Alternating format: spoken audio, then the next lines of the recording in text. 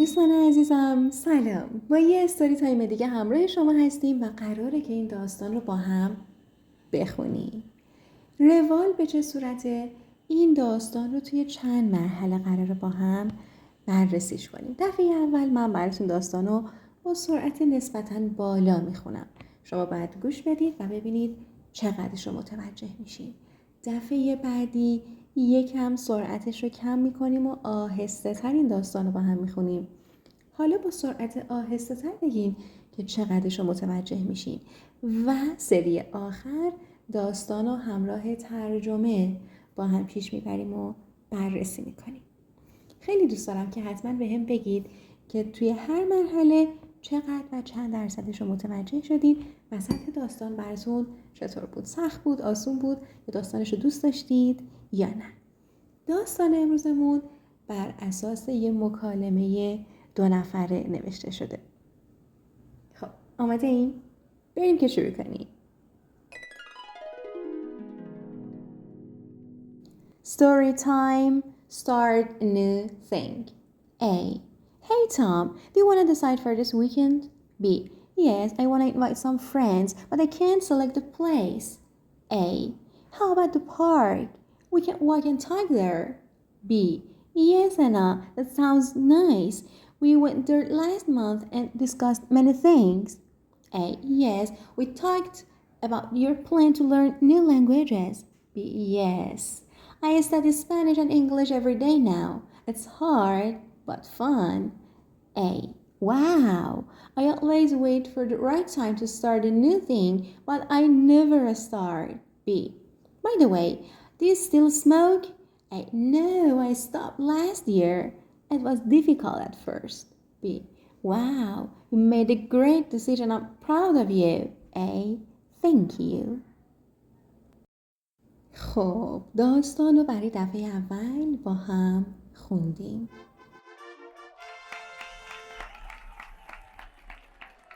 چند درصدش رو متوجه شدی؟ کامل همشو؟ نصفشو؟ یا یک کمشو؟ لطفا به هم بگو. بریم برای سری دوم. A. Hey Tom, do you want to decide for this weekend? B. Yes, I want to invite some friends, but I can't select the place. A. How about the park? We can walk and talk there. B. Yes, Anna, that sounds nice. We went there last month and discussed many things. A. Yes, we talked about your plan to learn new languages. B. Yes, I study Spanish and English every day now. It's hard, but fun. A. Wow. I always wait for the right time to start a new thing, but I never start. B. By the way, do you still smoke? A. No, I stopped last year. It was difficult at first. B.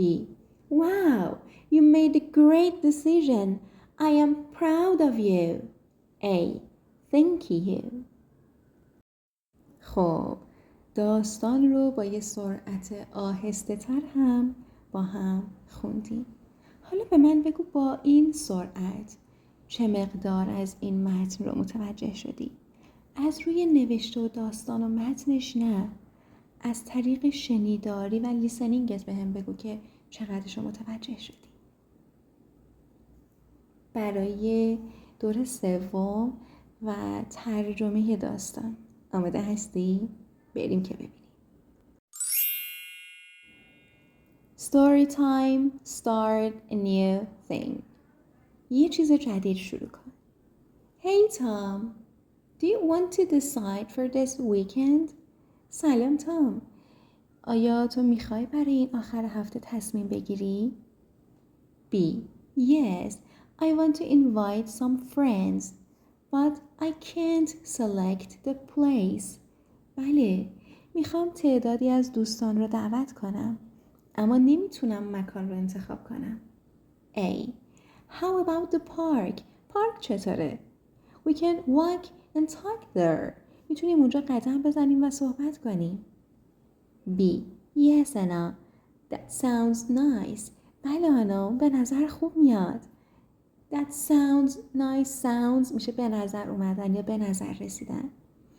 We went there last month and discussed many things. ماه قبل رفتیم اونجا و درباره یه عالمه چیز بحث کردیم، گفتگو کردیم. A. Yes, we talked about your plan to learn new languages.